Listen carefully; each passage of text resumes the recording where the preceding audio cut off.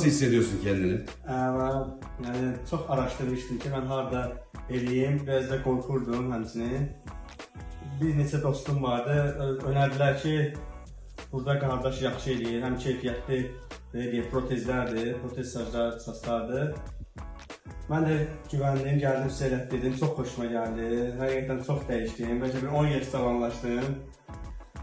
Əladır qardaş, çok sağ olun, teşekkür ederim, əllərinizə sağlıq. Biz teşekkür ederiz kardeşim. Azerbaycan'a da selam olsun buradan kardeş ülkemize. En güzel günlerde kullan. Allah razı olsun.